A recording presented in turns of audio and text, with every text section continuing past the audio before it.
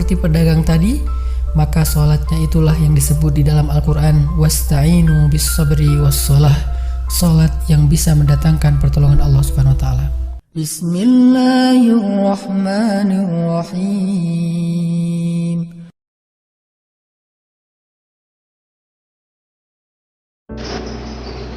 Bismillahirrahmanirrahim. Assalamualaikum warahmatullahi wabarakatuh. Sampurasun kasayana kumaha damang.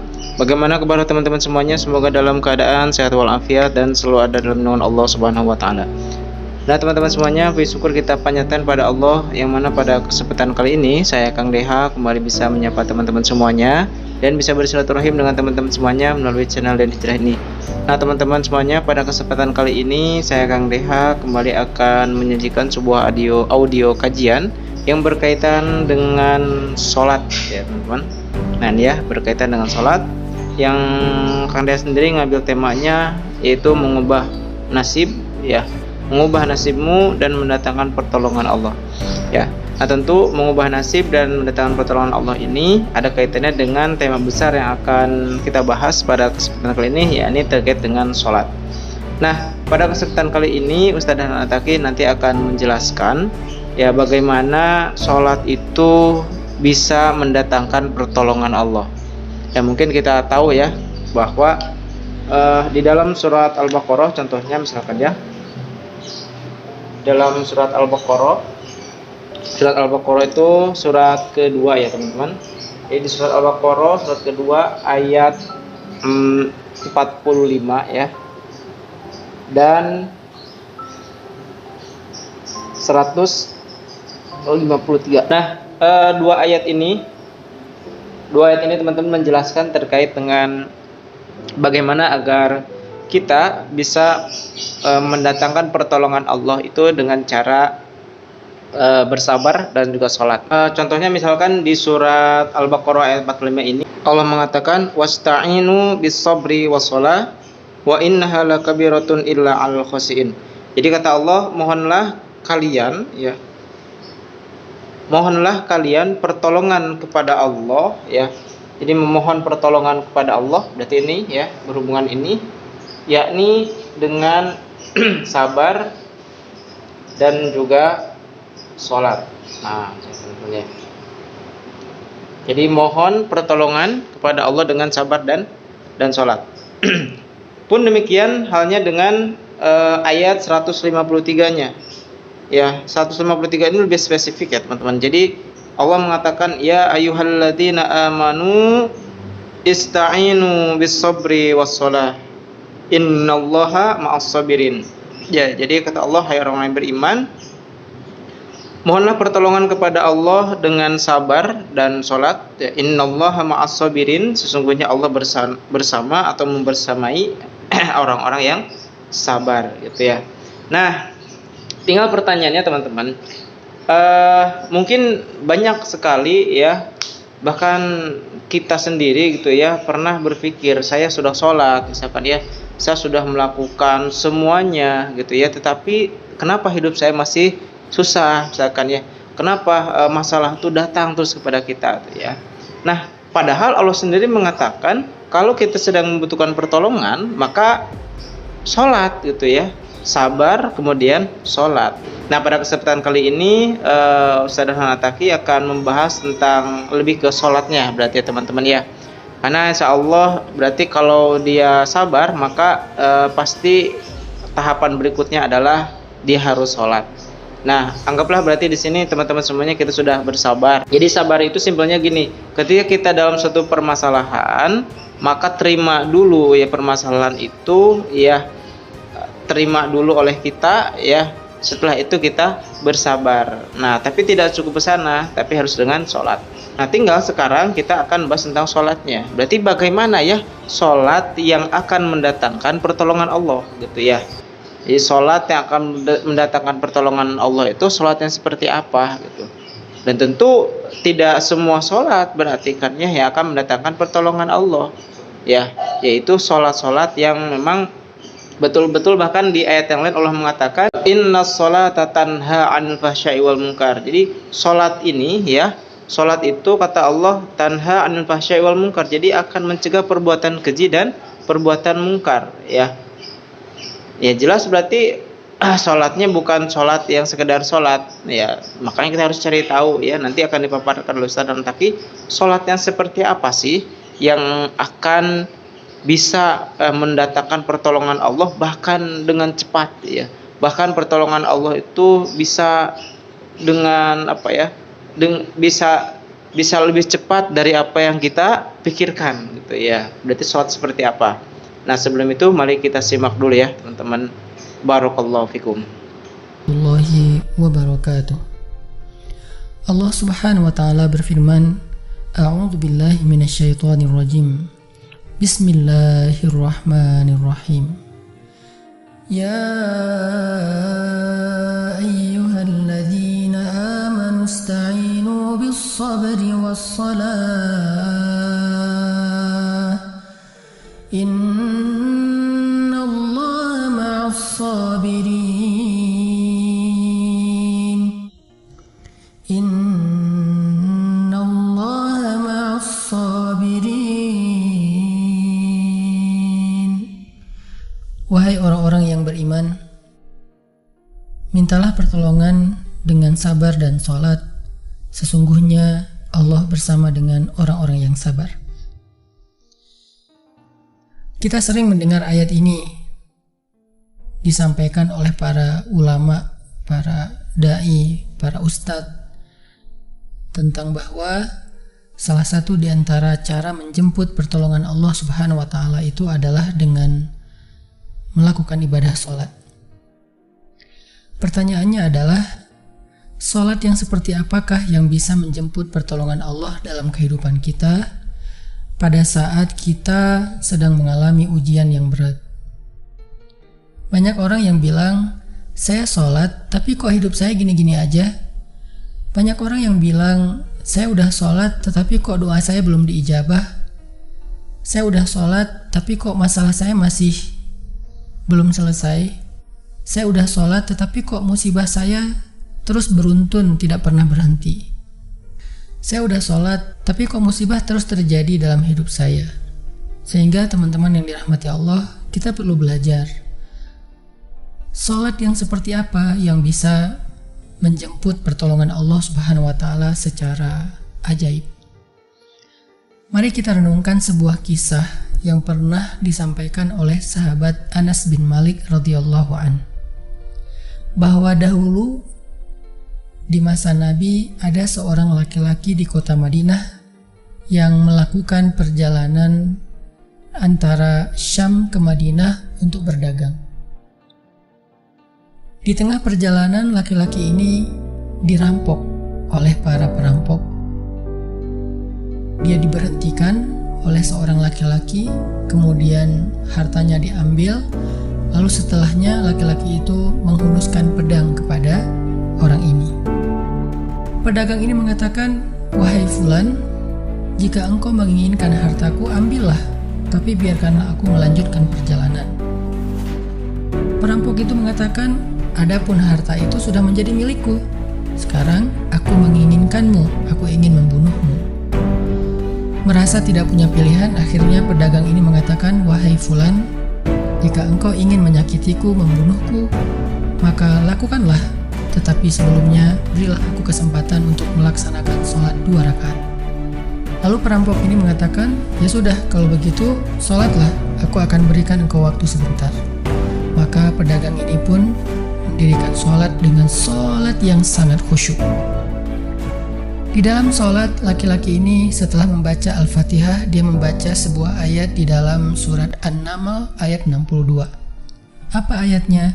Dia membaca kalimat, Amman yujibul muttarra idza da'ah.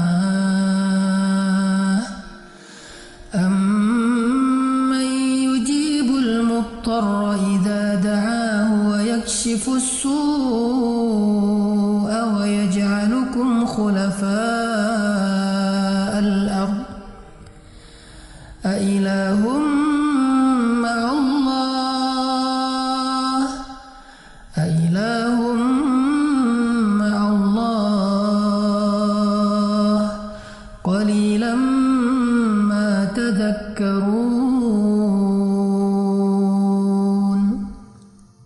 Bukankah dialah Allah yang memperkenankan doa orang yang dalam kesulitan apabila dia berdoa kepadanya, dan menghilangkan kesusahan dan menjadikan kalian sebagai khalifah di muka bumi? Apakah di samping Allah ada Tuhan lain yang patut disembah atau dimintai pertolongan? Sedikit sekali dari nikmat Allah yang kalian ingat. Shadaqallahul azim. Teman-teman yang dirahmati Allah SWT, inilah ayat yang dibaca oleh pedagang tadi ketika dia sholat 2 rakaat. Dia membaca kalimat ini dengan penuh penghayatan dan perenungan. Dia mentadabburi ayat ini. Amman yujibul muttarra idza da'ah wa yakshifus su'. Bukankah dialah Allah yang memperkenankan doa orang-orang yang dalam kesulitan dan menghilangkan kesusahan? Dia menghayati ayat ini. Dia mentadabburi ayat ini, sehingga muncullah rasa yakin di hatinya bahwa harapannya saat ini satu-satunya adalah Allah yang yujibul muttar. Dia dalam kondisi muttar, dalam kondisi kesulitan, dalam kondisi terancam. Muttar itu bisa bermakna terancam, kesulitan, kesusahan, dan berbagai macam makna dari ketidakberdayaan. Siapa yang yujibul muttar? Siapa yang akan memperkenankan doa orang yang tidak berdaya selain Allah? Wa yakshifus su', dan menghilangkan kesusahannya selain Allah? Maka mulai muncullah rasa yakin di dalam hati laki-laki ini setelah membaca ayat tersebut. Setelah selesai dia lakukan sholat, kemudian dia mengangkat kedua tangannya. Dia berdoa kepada Allah dengan menyebut nama-nama Allah yang mulia. Ya Rabbi, wahai Tuhan yang maha pengasih, wahai Tuhan yang maha penyayang, wahai Tuhan yang memiliki arasy yang mulia, wahai Tuhan yang menampakkan makhluk, wahai Tuhan yang maha mengembalikan, wahai Tuhan yang maha melaksanakan apa yang Dia kehendaki. Aku mohon dengan cahayamu yang memenuhi sudut-sudut arasy-Mu. Hamba mohon kepadamu dengan kekuasaanmu yang menguasai makhluk-Mu, dan dengan rahmat-Mu yang meliputi segala sesuatu. Tidak ada Tuhan yang berhak disembah selain Engkau, ya Allah. Wahai Tuhan yang maha penolong, tolonglah aku. Laki-laki ini berdoa meminta kepada Allah dengan menyebut kebesaran Allah di arasy, menyebut cahaya-cahaya yang dimiliki oleh Allah yang meliputi arasy-Nya yang mulia. Tiba-tiba setelah selesai berdoa, muncullah seorang laki-laki dengan pakaian hijau bercahaya. Dia mengendarai seekor kuda berwarna abu. Dia mengeluarkan pedang.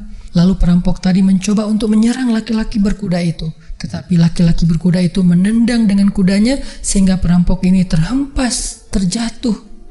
Kemudian laki-laki tersebut membunuh perampok itu seketika. Kemudian pedagang itu bertanya, "Siapakah Tuan?" Lalu penunggang kuda itu menjawab, "Ketahuilah, saya adalah malaikat yang turun dari langit ketiga. Ketika kamu berdoa kepada Allah kali yang pertama, kami para malaikat mendengar suara gemerincing dari pintu-pintu langit. Sehingga para malaikat bertanya-tanya, apa yang sedang terjadi? Tiba-tiba muncullah doamu yang kedua, hingga pintu-pintu langit terbuka dan nampaklah cahaya yang sangat benderang. Dan di doamu yang ketiga, datanglah malaikat Jibril kepada kami seraya berseru, siapakah di antara kalian wahai para malaikat yang mau menolong hamba Allah itu? Lalu aku memohon kepada Allah agar Ia mengizinkanku melaksanakan tugas ini. Wahai hamba Allah, ketahuilah, barang siapa yang berdoa dengan doa yang engkau baca tadi ketika dalam kesedihan, penderitaan, dan dalam keadaan sedang susah, maka Allah akan melepaskannya dari kesedihan dan akan menolongnya." Nah, Masya Allah ya teman-teman, itu tadi sepenggal kisah tentang sholat ya, yang mana ternyata sangat luar biasa ya ketika sholat itu betul-betul dilaksanakan sepenuh hati ya teman-teman. Jadi akan mendatangkan pertolongan Allah bahkan dengan cepat. Ya di sini berarti siapa yang menolongnya? Allah langsung gitu ya. Dengan tadi kalau kita melihat kisah tadi gitu ya. Jadi Allah langsung mengutus malaikat ya untuk apa? Untuk datang dan memberikan pertolongan gitu seketika itu juga gitu ya teman-teman. Padahal yang dilakukan oleh seseorang tadi gitu ya, dia sholatnya cuma 2 rakaat. Nah, bayangkan teman-teman kalau misalkan kita ya sholatnya setiap hari 5 waktu, berarti kan ya 17 rakaat. Kalau misalkan sholatnya itu betul-betul dilaksanakan dengan baik dan benar, maka berarti pasti lebih cepat lagi pertolongan Allah itu datang kepada kita, gitu ya teman-teman. Nah, mudah-mudahan dari sini kita bisa mengambil hikmahnya, teman-teman.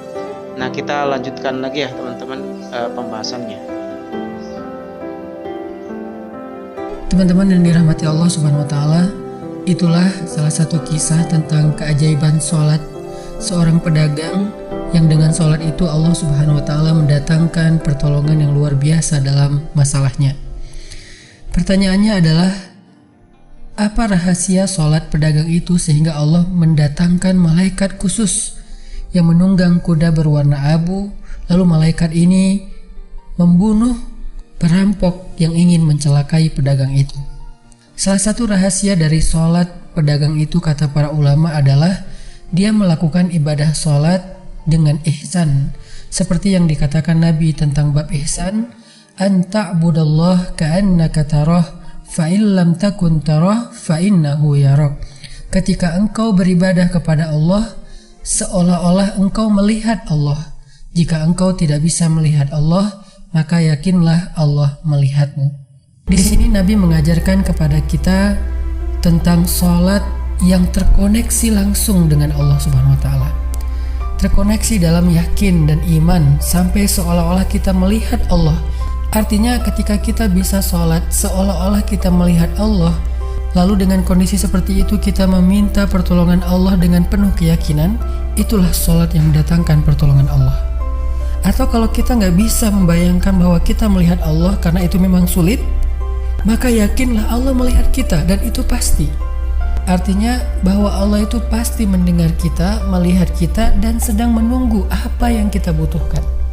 Maka orang yang bisa melakukan sholat dalam keadaan benar-benar seperti sedang bertemu dengan Allah, lalu dia meminta pertolongan Allah Subhanahu wa taala seperti pedagang tadi, maka sholatnya itulah yang disebut di dalam Al-Quran wasta'inu bis sabri was sholah, sholat yang bisa mendatangkan pertolongan Allah Subhanahu wa taala. Semakin sering kita melakukan sholat dengan ihsan, benar-benar seperti bertemu dengan Allah Subhanahu wa taala. Kalau kita nggak bisa ngerasain bagaimana cara menghayati kita melihat Allah, yakinlah Allah melihat kita. Dan kalau kita bisa mendawamkan ini dalam sholat 5 waktu dan dalam sholat-sholat sunnah kita yang lain, terutama sholat tahajud, maka insya Allah sholat kita sudah menjadi jalan keajaiban dalam kehidupan kita. Barakallahu fiikum. Ya, alhamdulillah ya teman-teman, itulah tadi ternyata rahasia dari sholat yang akan mendatangkan pertolongan Allah adalah, kata para ulama, adalah yakni sholat yang ihsan ya teman-teman, tadi dibahas ya. Jadi sholat yang akan mendatangkan pertolongan Allah ialah sholat yang dilakukan secara ihsan ya. Jadi sholatnya itu dilakukan secara ihsan. Apa itu ihsan? Ya. Ihsan itu asal katanya dari kata ahsan ya. Artinya berarti baik ya. Gitu. Jadi sholatnya adalah sholat terbaik berarti ya teman-teman ya. Jadi sholat terbaik ya. Atau bisa juga dikatakan bahwa ihsan di sini ialah ketika, kalau kata Nabi, ketika kamu melakukan suatu perbuatan amal soleh gitu ya, atau dalam hal sholat ya, maka ketika kita sholat, maka sholatlah seakan-akan kita melihat Allah. Jadi seakan-akan ya, seakan-akan melihat Allah. Tapi kata, kalau misalkan itu sulit ya melihat Allah, namun kalau misalkan itu sulit ya, karena emang sulit ya dalam melakukan hal ini ya, maka kata Nabi, yakin bahwa kita dilihat oleh Allah. Nah, itu disebut dengan ihsan. Jadi dilihat oleh Allah. Nah, maka teman-teman semuanya ya, dilihat Allah.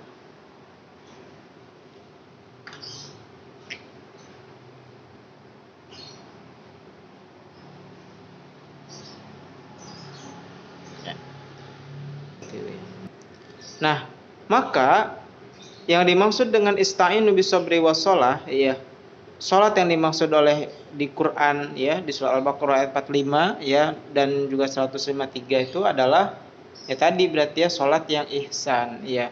Jadi salat yang seakan-akan tadi melihat Allah atau yakin bahwa kita dilihat oleh Allah. Artinya, ketika kita bisa atau mampu menghadirkan rasa ini, rasa ihsan ini dalam salat kita, maka itulah salat yang akan menghadirkan pertolongan Allah, ya. Jadi pasti bakal serius salatnya gitu ya, serius, fokus atau khusyuk gitu ya. Makanya kalau di surat Al-Baqarah ayat 45 ini kan ujungnya apa? Ista'inu bisabri wassalah wa innaha lakabiratun illa 'alal khashiyin. Jadi mohonlah pertolongan kepada Allah dengan sabar dan salat. Ya, ini teman-teman. Ya. Wa innaha lakabiratun illa 'alal khashiyin, dan sungguhnya itu tidak akan sangat berat ya.